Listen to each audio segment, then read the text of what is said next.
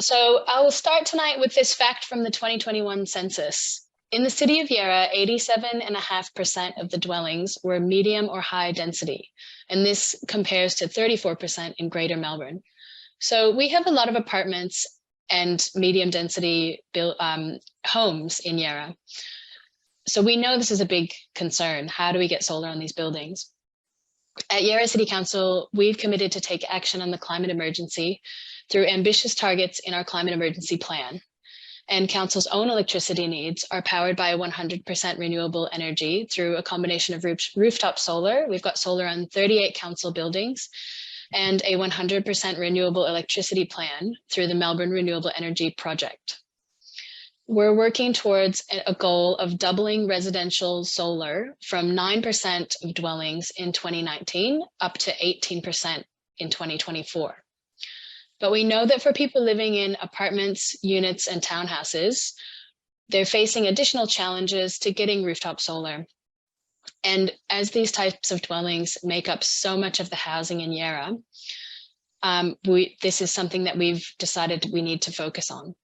So tonight's session is all about solutions to help overcome those additional challenges, to help to get you the information that you need and understand the options available, and also to get inspired by some real life local examples, whether you live in a high rise or a low rise building or a townhouse or a unit.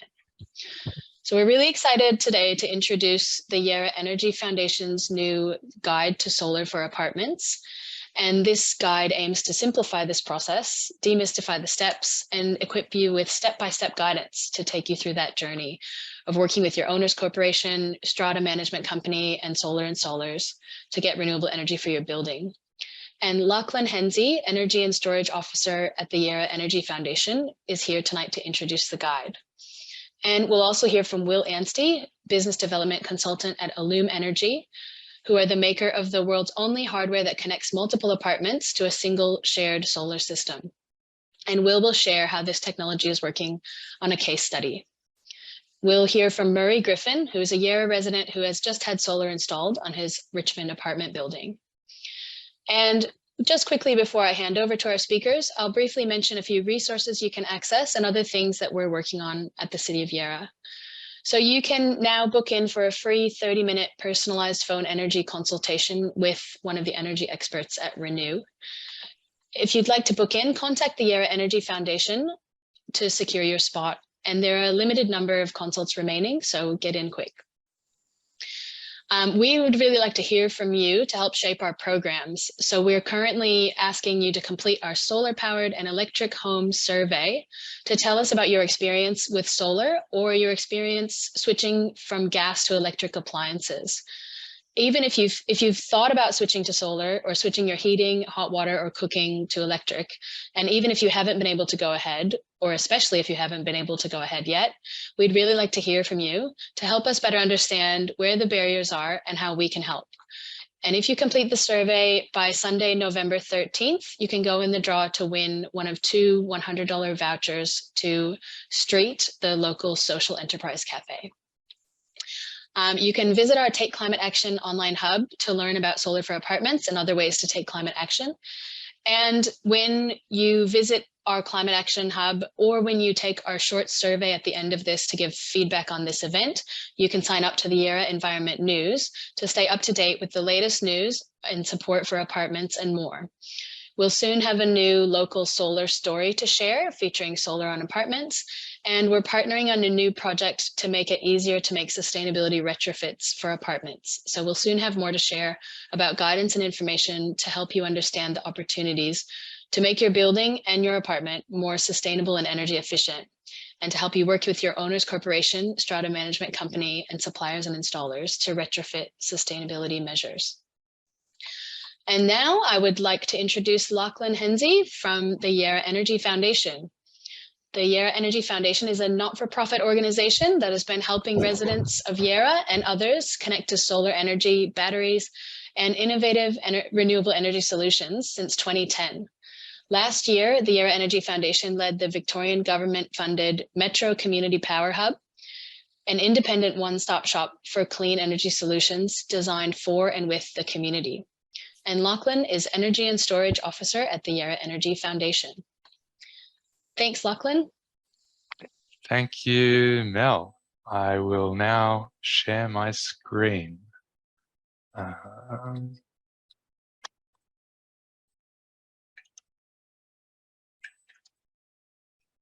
Oh, I've lost Zoom.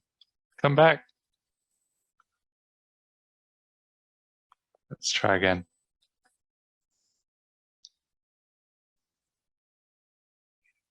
All right, how's that? That's great, Lachlan. We can see that. Okay, excellent. Let's hope that I can, there we go, got all my windows sorted. Well, I'd say it's great to see everyone, but it's a webinar, so I can't see anyone, which is a bit funny. But I can see there's roughly 60 participants, which is probably indicative of the enthusiasm for solar among apartment dwellers in the city of Yarra. And Mel, you stole one of my data points, which is that, yeah, almost 90% of dwellings in the city of Yarra are medium to high density. So as I'll come to, this is a real imperative to decarbonise the residential sector in metropolitan areas. So yeah, very excited to launch this guide. It's been a really collaborative effort by a number of people. So the three organisations involved were the Metro Community Power Hub, which is a collaborative group of community climate organisations and energy groups, as Mel mentioned, funded by the Victorian Government through Sustainability Victoria as part of the Community Power Hub program across Victoria, so that there were 7 of those hubs. And we saw an opportunity during that project to dedicate some resources to this pain point in the energy transition, which is for all of those people who may not be able to install their own solar system as such. How can we help them to access renewable energy, to access cost savings, and participate in the decarbonisation journey? So we were the lead organisation for the MCPH, and we developed the brief for this guide. We sort of scoped it out internally and provided initial resources to Point Advisory, who are a consultancy that we engaged to conduct the stakeholder engagement and develop content for the guide. And we're also the project manager, so just coordinating all of the different pieces and the different contributors. Point Advisory also did some desktop research and interviewed the various people who contributed their wisdom to this guide.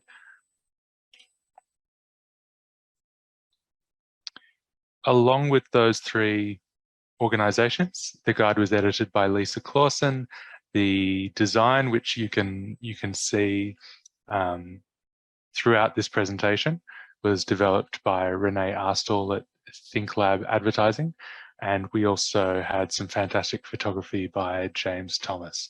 But probably most importantly, the guide was developed based on the expertise and experience of people who have been working to make apartment solar projects possible, and that includes residents or community champions, as we say, like Murray, who you'll hear from, and organisations such as Allume, solar energy, solar installers, sustainability professionals, council officers.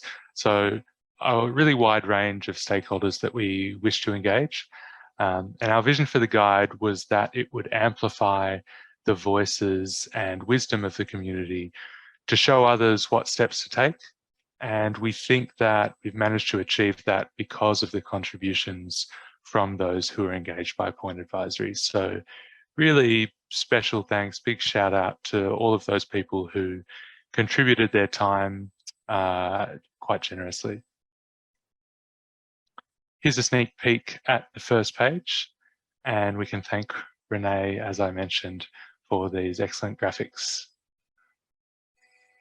So if it's not already apparent, there is a real need for a comprehensive resource that addresses how to go about installing solar on multi-unit developments.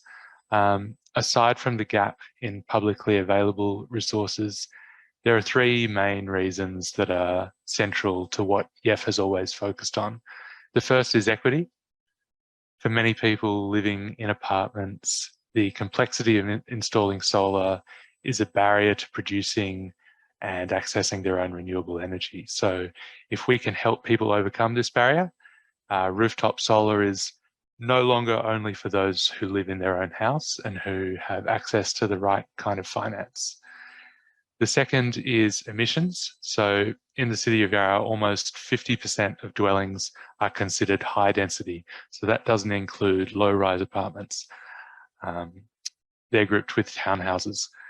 So in the medium density category. So 24% of electricity consumption in Australia is from residential buildings, and they make up 12% of carbon emissions as well. So that is a lot of numbers, but the key point to take away is that if we want to reduce emissions in the city of Yarra to zero, which has always been YEF's goal, and if we want to decarbonise urban areas, then we need to know how to address emissions from apartments, and one of the best ways of doing that is installing solar. The third reason is expertise. So installing solar can be complex. It's, don't want to shy away from that. There's a lot of stakeholders involved.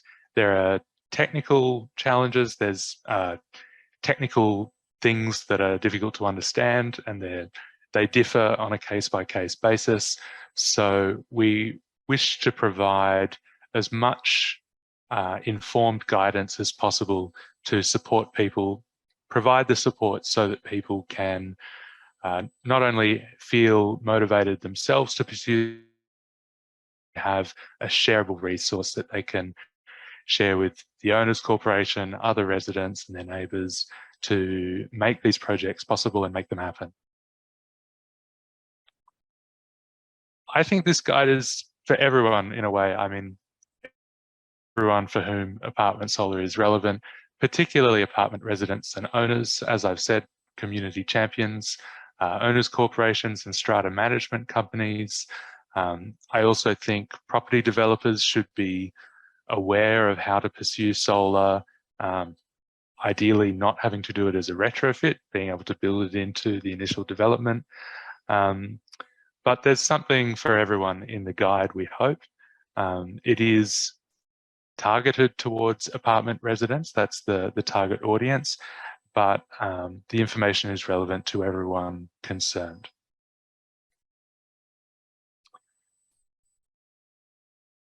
As I've already mentioned, I guess that the guide's role is to address some of the key challenges that people face when they want to do this. And there are technical challenges, but there's more than that as well. Some of the challenges are about the different motivations and interests and incentives among different neighbours in an apartment complex.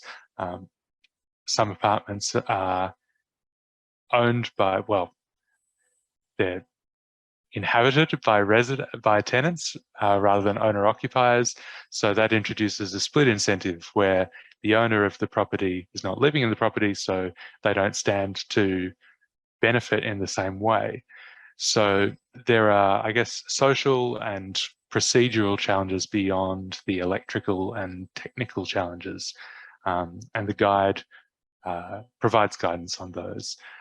There are a number of different, I guess there's a typology of different apartment types, apartment building types, and different options will suit different cases.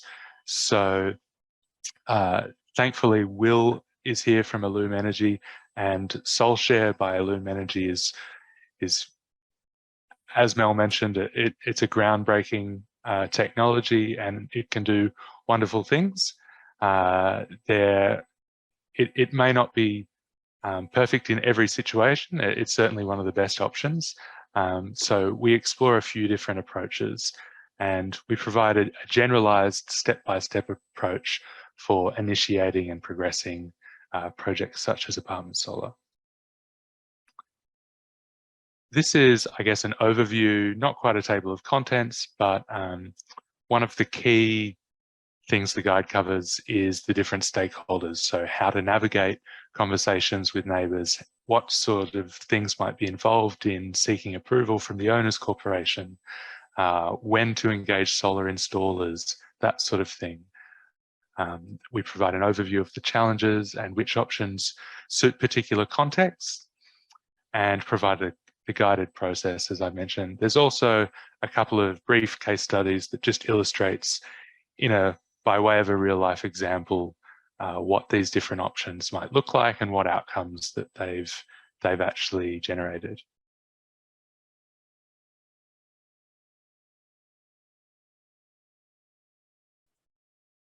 So what are the main challenges? I'm sure that if you've considered solar as an apartment dweller, you may have come across some of these challenges already. I've mentioned the split incentives and the diverse motivations among residents. I think Murray will have a really good perspective on that, since he's championed one of these projects, and this is one of the key responsibilities, I guess, that you take on leading a project like this is the responsibility of managing different relationships, persuading where necessary, but also addressing concerns of your neighbours and being able to progress while being attendant to those concerns, and where necessary, maybe being a bit persuasive. It's also worth pointing out that a lot of these options, I think, essentially, well, almost all of them, they don't require everyone in the apartment complex to buy in. So in some cases, those concerns need not be addressed. Approvals, any changes to an apartment complex require approval from the owners corporation, but recently the laws were updated such that sustainability initiatives that cannot be prohibited unreasonably, which is a little bit vague, but it does make it simpler to pursue these projects, or harder to block them. I think I'll move right along, because I think Will and Murray will be able to provide a bit more of the detail on these projects themselves. But it's worth pointing out as well that time and effort is a key challenge. Typically, these projects will take a bit longer than installing on a household. So it's people like Murray provide such an incredible value. If they have the motivation to pursue this project, they're actually doing everyone in their apartment complex a big favour by taking on that responsibility. But insofar as it can be a shared and collaborative responsibility, then so much the better, because it requires that kind of approach in the end, given how many people are involved. So depending on your context, there are a few different options that will suit you. It is possible to install your own solar system on your own apartment if you have the right to that roof space. That will depend on the owners corporation and the title deed that you have. It's possible, even if you don't have that right, to carve out some roof space for yourself. But it would be important to do that with the foresight of allowing others to do that in the future as well. There are different ways you can install large shared solar systems. SolShare is a fantastic way of doing that, and in many cases that's the right approach.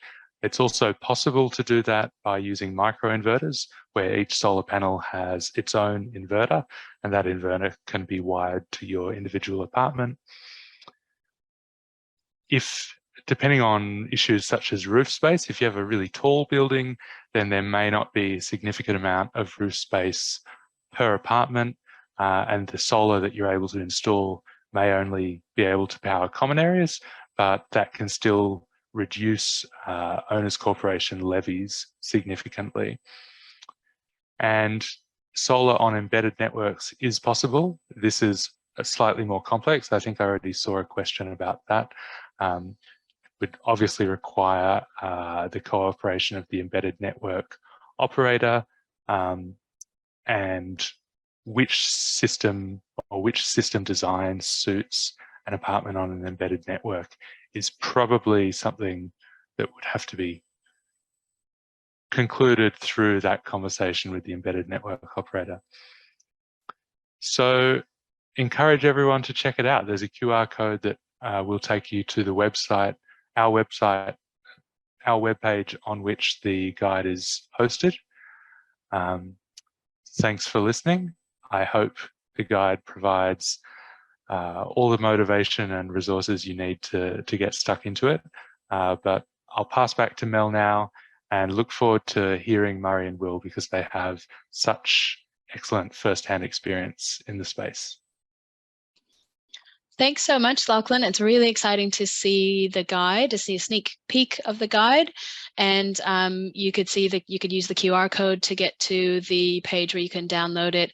Sam has also popped that link into the chat, and you'll also receive it in the email that you get at the end of this session. And now I'd like to introduce Will from Allume Energy. Allume Energy is the founder and producer of SoulShare, the world's only hardware that connects multiple apartments to a shared rooftop solar system. Established here in Melbourne in 2015, Allume Energy strive to democratize solar and make it accessible to all, especially those residing in apartments. SoulShare unlocks this ability. Will Anstey is part of the commercial team at Allume and is based in Richmond within the city of Yarra. Will works with local councils, environmentally sustainable design consultants, developers, and social housing providers to educate and provide guidance on the types of buildings that are suitable for SoulShare. Applications vary from new and existing builds to office blocks, combined residential and commercial, and also some townhouse applications. And now I'll hand over to Will. Thanks, Will. Thanks, Mel. Thanks for the kind intro. Pleasure to meet everyone on the panel and everyone that's watching at home now and in future with the webinar. I'll share my screen quickly. So I'll be going through basically what SoulShare is as an option for your apartment complex or associated asset. We'll also hear from Greg, which is a resident in the last 5 minutes of my section, who is a resident who has had SoulShare installed approximately 12 months ago as well. So we'll share this one quickly. Let's get this one going. Excellent. Now, so thanks everyone for listening today. So Allume's been a part of contributing with the Yarra Energy Foundation and the stakeholder groups to producing information for the Solar for Apartments guide. From there, I'll be able to introduce our shared solar solution for that. And we've got an example of one of our assets in the back there. So Allume came about because at the end of the day, we wanted to figure out how we could extend solar to those who weren't able to access solar. Now, in the beginning, that was around social housing, that more graduated to what we have as our current product now. But the main feedback that we found from apartment residents were there was a few key ones that stood out. There was electricity costs. So all of the research that we've done over the years, even at the very start, it was the increases in electricity costs, which this has proven to be very correct across the years as they continually increase, although small, each and every kind of quarter and month they seem to, or quarter and half year, they keep going up. So it's very key in that aspect. Also, because you're in an apartment, you didn't want to be overlooked when it comes to solar, as there's a lot more stakeholders involved, can be a little bit more complicated. It just seemed a little bit unfair that because you didn't own your own home, whether that's choice of living or wherever you wanted to live, it was because I live in an apartment, it makes life a little bit difficult. So we took that on board. We also then had those residents that said, well, if we're going to, I guess, combined capital funding from your, say, sinking fund or capital fund as a strata or owners corporation, body corporate, interchangeable there, we want to be able to contribute that funding to something that makes us better off, whether it's increasing the valuation of your apartment complex, it's saving money on electricity bills, or it's improving sustainability of your building as well. The other key thing that they also wanted was, until the Soul Share came along, they wanted full control of their electricity accounts and full choice of their energy retailer. So to be able to go as you can in a standalone home and say, oh, let's shop around, have a look on the government website, for example, as everyone may have got the rebate from the government this year, and go, I want to switch from, say, AGL to Origin or to whoever the retailer is. There is so many out there, but just to have that flexibility where it was simple and straightforward in that aspect. And you also wanted to make sure that your apartment residency was future-proofed. So whether it's battery, EV charging for the future, you wanted to leave that open so that as technologies come through, you have that capability in future to take these on, and you're not restricted in any way through contractual agreements, for example. So with that, I'd love to introduce the Soul Share. So the beautiful white box there is the Soul Share itself, our Soul Share 35, which is our Australian product. So it's still currently the world's only hardware that can connect multiple apartments to a shared rooftop solar system. That's our CEO, Cameron Knox, who was one of the key co-founders at the Uni of Melbourne, where we all started in 2015. We also have Christy there, who is our CTO. So currently we have over 1,000 apartments connected locally within Australia. We're also established in the US, UK and NZ. And then we're also proudly made here in Melbourne, in Victoria as well, which is always a nice little nicety to have, having that in Victoria. But the most important thing is, I'm sure everyone wants to find out, is how does the Soul Share work? What does it look like in a typical application? We've got a little pointer, which hopefully you guys can see at home. So you'll have a typical apartment complex. You'll have your commercial size solar installation. I mean, that usually is between 10 to 100 plus kilowatts. Something around the 25 kilowatts is very common too. Now, what you'll have is one lot of cables, just one lot generally, of cables that come down to your location of the inverter. So the inverter here is the little grey box. Now, the Allume Soul Share, the Soul Share sits adjacent to the inverter, or it can sit as far away as possible. But the idea is the Allume box sits next to all the grid meters or embedded network meters, depending on what it is. Because the Soul Share is behind the meter, it doesn't matter whether you're on a grid-connected meter or embedded network. And from here, we directly feed into each apartment at the MSB or meter board if it's per floor, which is quite common.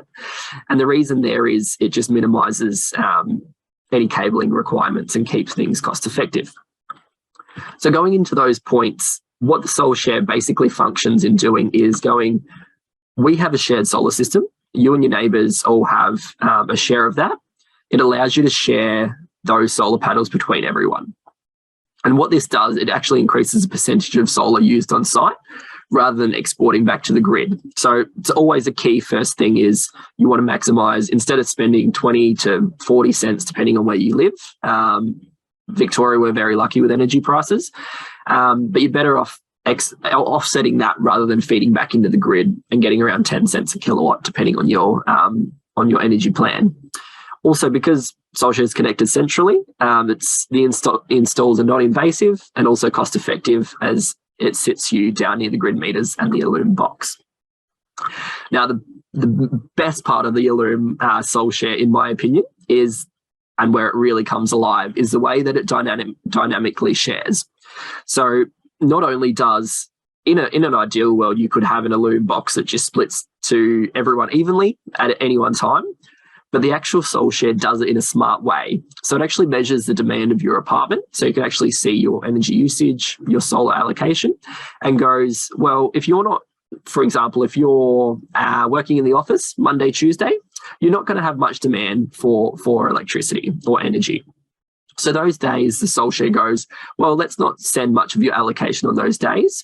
And for example, you work from home Wednesday, Thursday, Friday, and are at home on the weekend, you're going to use more energy then. So the Soul Share goes, well, let's allocate your energy at those times to make sure you get best use of your energy on site. And it also reduces the amount exported back to the grid through that. Look over here. So this is where it kind of leads into a graphical view of how that works. So here we have a comparison of an individual system. So we've got a 2 kilowatt system on the top, This is a standard solar graph that we can see. We'll have throughout the day, your energy usage might be above what the solar can provide.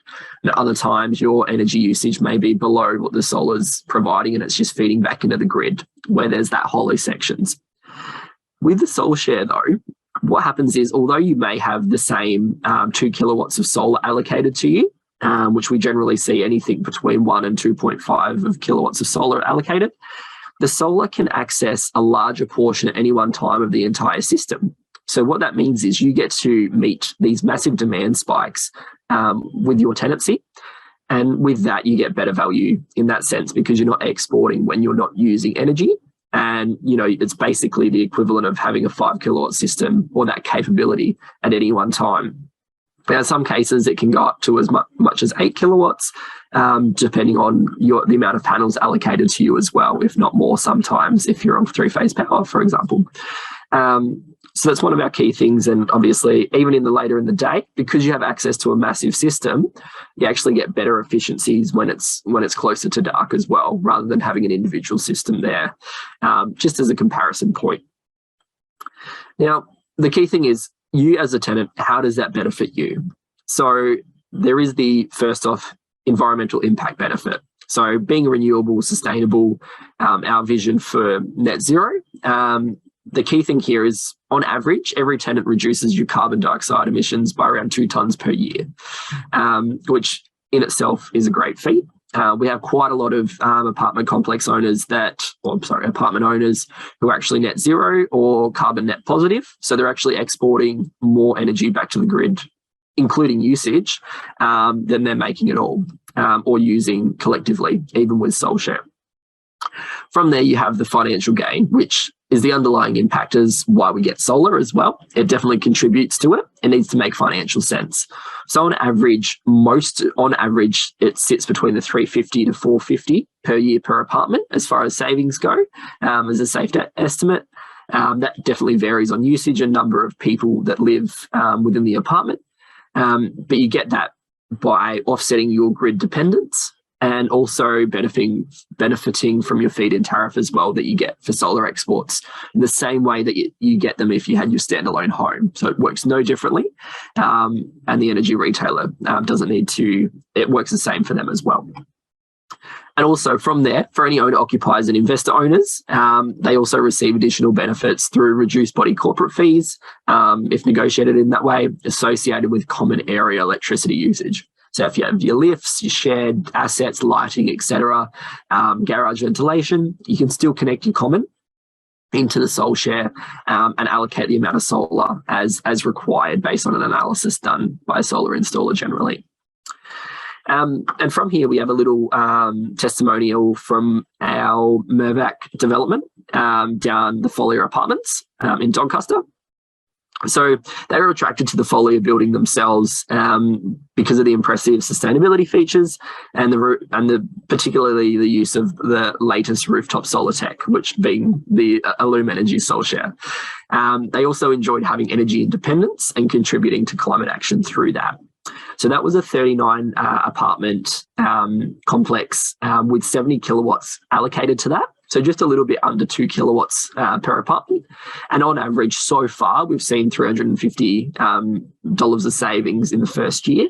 And that's meant to go up, and that's off last year. So it's probably about 5% higher for this quarter. And as it keeps going up, it'll increase towards that $400 mark. And that's an average figure based on a number of tenants there. So the next thing is figuring out, is your site suitable? Because of the way the Soul Share works, it is approachable on a lot of buildings. So usually, as a given, we say between 6 and 100 plus units.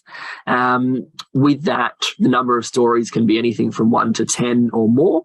You don't have to connect everyone in the complex, but we usually have a very opt-in, opt-out, easy system where everyone gets connected, but not everyone has to take part in the asset, for example. So it's quite flexible and allows future people to move in and take part there. It really all depends on the amount of roof space that you do have. So a lot of 10-story buildings might be massive, for example, and have that roof space. It really depends on the site. And because of the way the Soul Share works, you don't need as much roof space as you would with individual systems. So a lot of people are pleasantly surprised on the actual impact that they can receive from their existing roof space as well. And the only other really thing that you need is grid meters co-located together, whether per building or per floor. And as mentioned, feel free to get in touch with us to discuss further if your building doesn't fit within this. And our website's there as well. We have a Contact Us feature. And that's an example of an install. We had 18 apartments there, and I believe we had the common light and power connected for this as well. So overall, not many panels at all. And that was just a little bit over 2 kilowatts allocated per tenancy, with anticipated savings around the 450 mark up in Queensland as well. Now, I believe we did have Greg popping on as well as a resident from one of our New South Wales installs. Will we be able to get him through, Mel? Or Well, it seems that Greg hasn't been able to join us. I wonder if you would maybe like to share briefly that case study? Yeah, of course. Absolutely. Bear with me, guys. So Greg was part of a installation over in Botany in New South Wales. We did have one here, a couple locally for the city of Yarra, but Greg was kind enough to offer his expertise. I will just bring up that one quickly. That was a 27 apartment complex. So it was actually 23 townhouses, with as well as having 4 apartment buildings as well. From that, let's share screen there. Will, I think that it may be that Greg has joined us.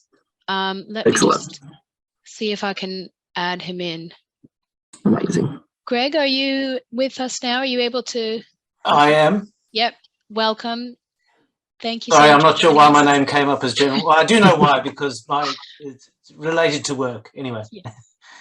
Well, thanks for joining us, Greg. No problem. I've been here the whole time. Just a few things. Just as far as the Soul Share install, we just wanted to get and the Soul Share in general, just a few, I guess, feedback points from yourself.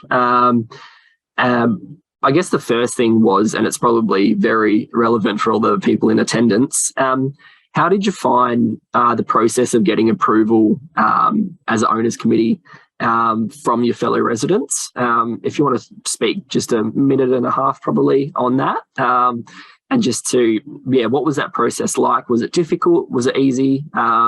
Did you propose a slide deck, for example, to the tenants? Just a bit of info on that would be amazing. Sure. So, look, there were 2 of us on the executive committee that put forward the idea of going down this path. I was the one that had found your company, Allume, to be involved through somebody involved in the solar industry. And the other gentleman on the committee was very instrumental in putting together, actually, as you suggested, a slide deck that was able to show everyone, what the costs would look like, what the payback would look like, why we were thinking of doing it. And it was relatively easy. People, it did help that we actually had a very healthy sinking fund. So we had money in the bank. It wasn't something that we ended up having to go and raise a special levy for. So from that perspective, it was relatively easy. We said to people, we'll be spending owners corporation money that we already have that is not set aside for anything other than capital works when we decide we want to do something. And it's going to save us money, both from a perspective of owners corporation, house lights and electricity that's used to keep the place running, as well as individuals, their own electricity bills. So it wasn't a particularly hard sell. I think we got the thing over the line first vote. Excellent. Well, that's always good. It's always nice to hear those stories. From there, I'd love to know a little bit. I know you yourself are very savvy with your energy usage, and I guess a little bit into, as far as energy retailers go, is having that ability to choose your energy retailer important for you? And how does that kind of work in with the solar, whether it's a feed-in tariff or being able to choose and have the flexibility to choose, and whether that's just a key point that was looked at on your journey as well? Look, I've always been the kind of person who switches quite often, whether it's mobile phone coverage, if there's a better deal out there, or electricity, gas, and so on. I'm you know, if there's a reason to do it, I will make the change. You know, there are some challenges with continuously churning away from suppliers of any kind. So I don't do it all the time, but when I find there's a better deal out there, I certainly will look for it. I'm prepared to jump. I do like being able to choose my own electricity provider. There are so many different deals out there, and they change so quickly that it does make it very hard. You know, feed-in tariffs in New South Wales at the moment, I think top end we're looking at about 14 cents, bottom end at about 3 or 4 cents. And so the Sol Share benefit, whereby it tries to optimize usage the best way it can, so that you're not necessarily looking at the feed-in tariff being the be-all and end-all of having solar, is very useful. Because when you're pushing 10 kilowatt hours out to the grid, and you're earning, at the moment I'd be earning 50 cents for 10 kilowatt hours, it doesn't really do much damage to my electricity bill.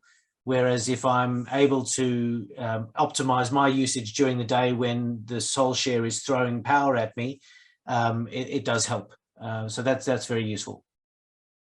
Excellent, thanks, Greg. And just the last thing that I wanted to touch on, did you guys consider individual systems as option, as a solar option for you guys, and probably allocating a bit of roof space? Was that considered? Yeah, we did. We really thought long and hard about whether we would just allocate a section of roof to each individual owner of in our development. So we're predominantly townhouses. So everyone does actually have a section, pretty much everyone has a section of roof above their actual unit. But it became, we started to look at the logistics of doing that and realized that we could end up having 27 different contractors putting solar up on the roof, as every single individual owner chose to go ahead. We didn't feel it was appropriate to say, you have to use this provider, because that would just be, I don't think that's fair to say to people, you have to use this provider to put solar on the roof. So we looked at it long and hard. We decided that there was no point going with individual lots having their own little solar panel section. And that realization came along also when we found the Sol Share and Allume offer that made it obvious that there was a way around this process, rather than trying to get all 27 people to take it up. We just said, it's Owners Corporation money. If you vote for it, you're not going to put your hand in your pocket at all. So it was a relatively easy sell. Excellent. If there's anything you'd like to add, Greg, please go for it. Anything else that you'd like to add from there, or? Oh, look, it was certainly an interesting exercise. There is the discussion, which has not happened today necessarily, about batteries, and we've thought about that, because obviously, we do.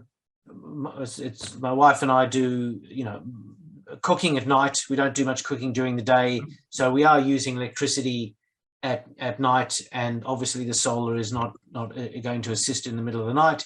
So, and the same discussion has been had by a lot of people in our development, and similarly for our house lights that power our garage or light up our garage at night. All of those things are not actually being offset in any way, shape or form. So we have had the discussion about batteries. That was part of the process. We've not gone down the path yet. But the process from our perspective, in terms of integrating with you as a company, as well as the installers of our solar, was relatively easy. It was a fairly pain-free process. Even the installation on the roof had happened pretty quickly, the guys who did ours.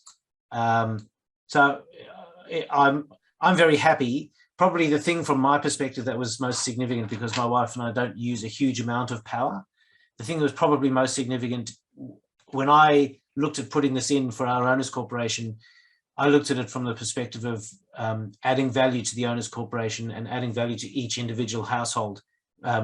Because when you're looking to sell, if you have solar on the roof, people sort of tick that box and say, oh, great, you've got solar, and they move on. It hasn't really added a massive amount of value for me. My electricity usage is so low that my connection to the grid and my daily charge just to be connected to the grid is actually the majority of my bill. So it hasn't helped me dramatically, but for families of 4 and 5, where their electricity bills are dramatically higher because they're running washing machines and dryers and dishwashers all the time, washing kids' clothing and all the rest, I think in our owners corporation, they are seeing greater value and savings. That's it from me. Perfect. Thanks, Greg. Appreciate your time. I'll switch it back over to Mel. Thanks very much, Will, and thank you very much, Greg. I'm really glad that you were both able to join us, and it was really interesting to hear all about SoulShare and about the case study on Greg's apartment building. I'll now hand over to Murray.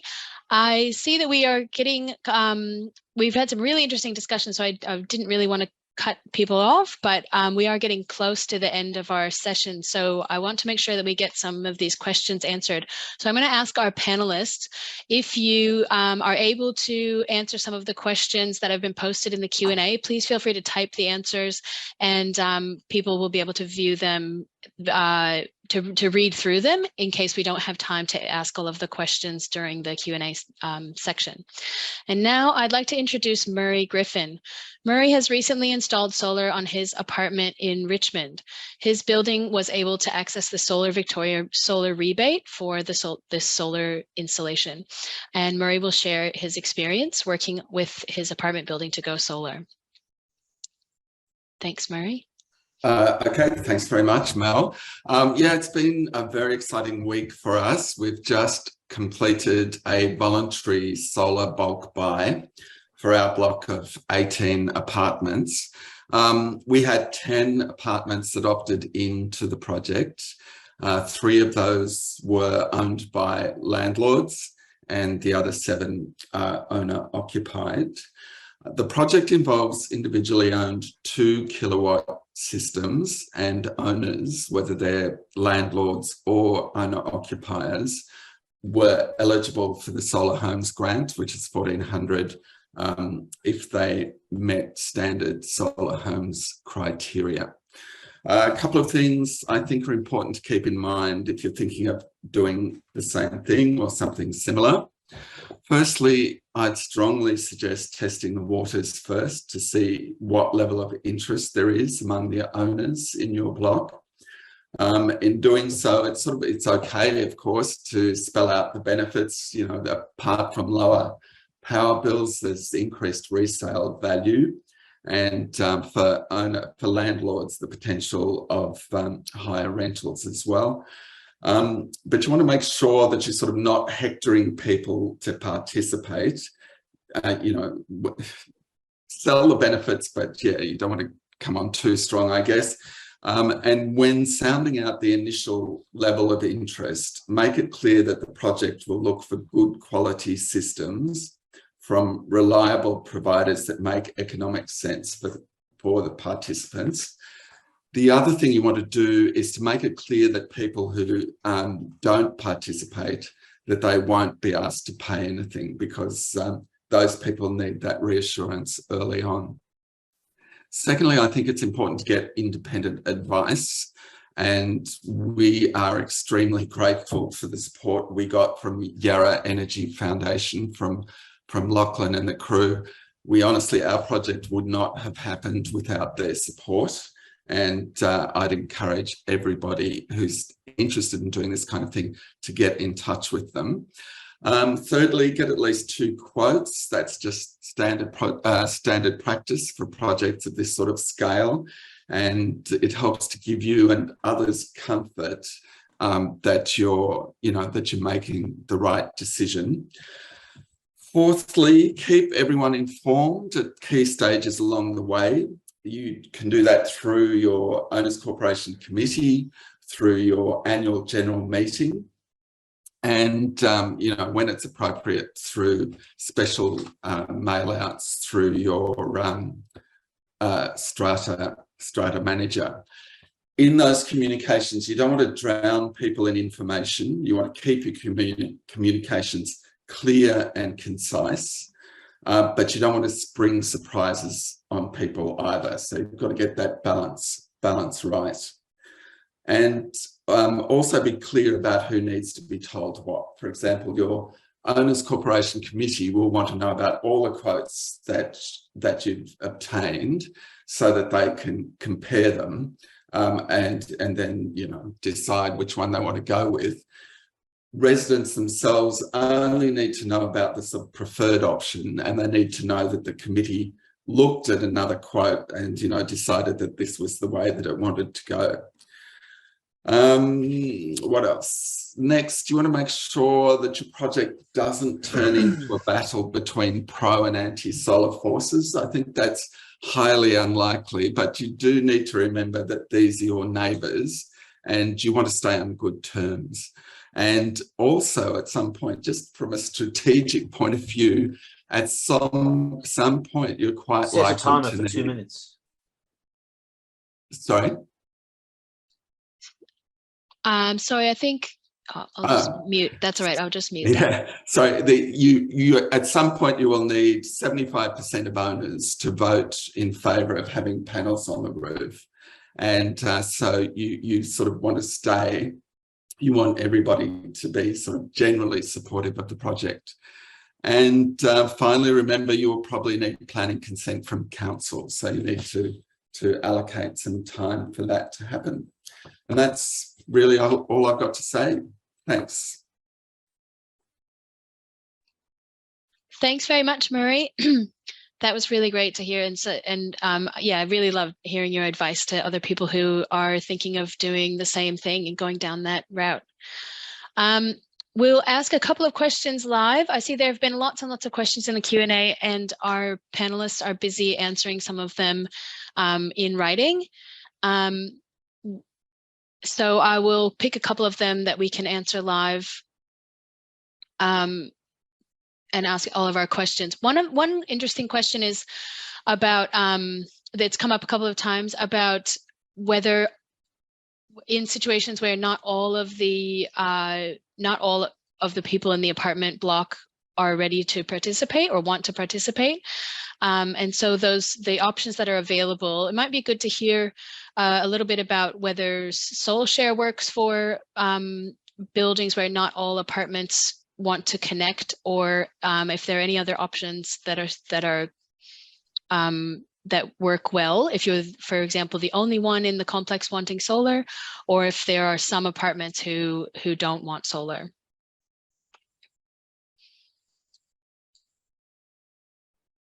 Sorry, Mel, I was typing away. And just to repeat the question, just so I'm on top of that, just if some people in the apartment aren't keen to take part, and how that may look. That's right, yeah. So what we kind of see a lot of the time is, obviously there's a proportion of owner-occupiers, renters, sometimes we'll have some social housing tenancies as well rolled in there in quite a number of apartments, and it's so becoming ever more common, which is beautiful. With the Soul Share, what happens is during installation, it's very easy to connect up every single apartment. So if you had, say, 15 apartments and you wanted, only 12 of them wanted to take part, so it went through an EGM or an AGM, 12 of the 15 were said, yes, we want to take part. There may not have been enough money in your sinking fund or capital fund to cover all of the costs. So each tenant had to contribute a small portion, maybe half, for example. From there might have been those 3 that simply may not have been able to afford to take part at that time, which is perfectly fine, or their renters and the landlords didn't want to take part. So what would happen in that situation would be those 12 that can take part would contribute to their system. Whether they have to contribute a little bit more to balance out, it is what it is. And it can be negotiated on the individual, I guess, strata. But all 15 will get connected, but only the 12 that took part will get turned on for solar during installation. So that allows, if, for example, 12 months' time, one of the tenants can now, they've saved up and they've provided a portion to, so they can buy in of their share, then they can then get their solar allocation turned on. This is also really important if a tenant who, say, doesn't want solar at all, they just don't want to be connected, they then sell their tenancy and then someone else buys the unit or the apartment. That person can then have the ability to buy in to the solar system as well. So being a strata sphere, that's just a really important aspect that the SolShare is able to provide a solution for. Hope that answers sufficiently. That's great, Will. Thanks for that. Yeah, that answers it really clearly. Excuse me, I think. And just a follow-up question that I think is related to that. Adele asks, how does the sharing out of the solar energy work? Does every apartment get an equal share of the pot of solar energy available across the day, with it being tailored by the system so it's fed to the apartment at the best time for each apartment? Or is it worked out based on the number of residents or average consumption? Yeah, so with SolShare, there's a couple of different scenarios we go down. We can set up either per strata lot entitlement. So depending on your number of bedrooms or what your strata fees are, for example, we can set it up so your allocation mirrors that, or everyone can be set up to be an even distribution as well. So then everyone gets the same amount. But on any one day, every tenancy will get a different amount. But at the end of the month, they'll have their set allocation. So that basically works on when you have demand for energy, and that's the key part. And you can also have a look at all of that information as well through the portal. I think that covers that. Great, thanks, Will. There are several questions about cost, and so there's a few questions about the cost of installing a SolShare system with the solar system across an apartment building, or the payback period for that, and also a question from Murray about roughly the cost per flat or overall. So if Will and Murray, if you're happy to share a little bit of information about the cost, there's a lot of interest about that. Feel free to take it away, Murray, if you like. Well, cost, is top of mind for everybody. So I think our installations cost about 4,300 each, but then for eligible people who get the Solar Homes grant, that's 1,400. So that knocks it down to 2,900. And then the scope for people who are eligible for the grant to also get an interest-free loan that they pay off over 3 years while they're benefiting from the system. Great, thanks, Murray. And Will, did you want to comment? Yeah, just with SolShare, really depends on the site. A lot of the time it is very competitive on a side-by-side basis with individual systems. We like to encourage, I guess, the standard life of a system is meant to be around that 25 to 30 year mark, with inverter lives probably half that generally. So we usually encourage taking a holistic view on the end cost of the overall asset. So whether that's a maintenance cost associated with your system, whether it's individual systems or SolShare. SolShare itself, for example, isn't you don't need to maintain that. That's a sealed system as it just distributes, but it's looking at that on a long-term basis. So anything, to give some numbers, like, anything from $2.5 to $4,000 per tenancy, we have probably 90% of our installs sit within that. As far as a per tenancy basis, all that really changes is depending on how tall your building is, and the locations of your switchboards as well. Usually it's quite competitive. You'll get a couple of quotes, and they'll get, as Murray mentioned, it's always important to get a couple of quotes. 2 is usually sufficient, generally, but yeah, it just really depends. And at the moment, Solar Vic don't cover a rebate for sole share systems for people that qualify. But I believe they're looking at it at the moment. So if there's any inquiries that you guys would like to make to them, please feel free. At the end of the day, they need to know that people are looking at getting solar in a way that works for their apartment complex. So they just need to see that the interest is there. And if it is, hopefully that'll change in future. Fantastic. Thanks, Will. Now we are at the end of our session. There's one very quick, I'll take one more very quick question, which is for Murray, which is just how long did the process take for you? Yeah, I was trying to answer that question, but I couldn't work out how to do it. Look, the depressing thing is it took us several years. But the thing I would say is, thanks to things like the Solar Apartment Guide and Yarra Energy Foundation, honestly, this can be much faster. We went down because, we went down some paths that slowed us down, but I really think this can be done. It's not going to be super quick, but under 2 years, certainly, I would say, year and a half would be my guess if we were doing it again now. Thanks, Murray. So we'll wrap it up there. I hope that everyone has been able to have their questions answered. There are some questions that we weren't able to get to because we've had quite a lot of questions, it's great to see that amount of interest.